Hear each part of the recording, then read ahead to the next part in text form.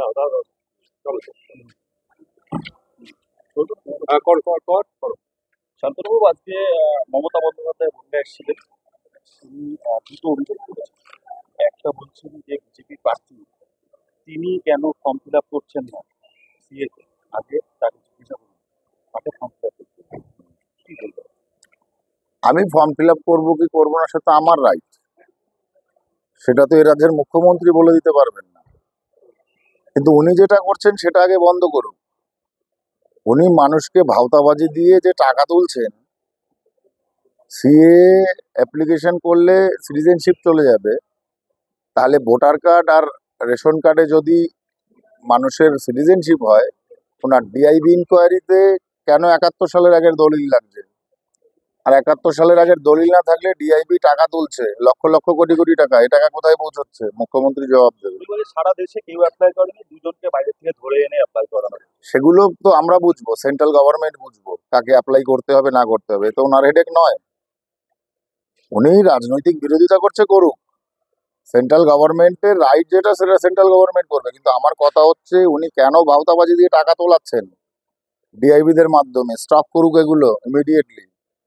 উনি আরো একটা বড় অভিযোগ করেছে যে নাগরিকত্বর নামে টাকা নেওয়া হচ্ছে। আমি তো উল্টে বলছি যে মমতা বন্দ্যোপাধ্যায় নিজে টাকা তুলছেন নাগরিকত্ব আছে বলে, ডিআইবির মাধ্যমে পাসপোর্ট ইনকোয়ারিতে টাকা তুলছেন। শুধু তাই নয়, ঠাকুরবাড়ির দেবত্র সম্পত্তি লিখিয়ে নেওয়া, ঠাকুরবাড়ির মতুয়া মহাসংঘের সম্পত্তি লিখিয়ে নেওয়া, সেটাতেও মুখ্যমন্ত্রীর হাত আছে। কেন দেবত্র সম্পত্তি টিএমসি আত্মসাৎ করতে চাইছে তার জবাব মুখ্যমন্ত্রী দেবে, কোর্টে জবাব দেবে আগামীতে। সভা সভা শেষে দেখা গেল মুখ্যমন্ত্রী মঞ্চে মতুয়া ভক্তদের ডাকলেন এবং নিজে নিশান হাতে নিলেন, ডঙ্কা বাজালেন, কাশি বাজালেন। এতে কি যায় আসে?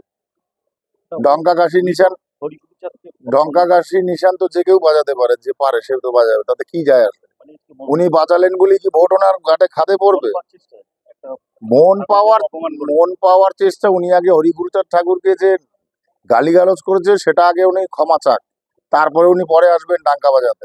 অভিযোগ, একদম কোট আনকোট অভিযোগ, যিনি এখানকার বিজেপির প্রার্থী কেন্দ্রীয় মন্ত্রী, তিনি নাগরিকত্বের নামে টাকা তুলছেন, এটাকে কি বলবেন? উনি প্রমাণ করতে পারলে, নাগরিকত্বের নামে যদি প্রমাণ করতে পারে আমি টাকা তুলছি, তাহলে আমি রাজনীতি করা ছিল দেবো।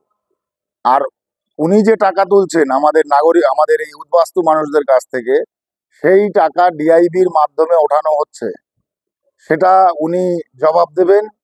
কেন ডিআইবি টাকা তুলছে আমার সমাজের মানুষের কাছ থেকে?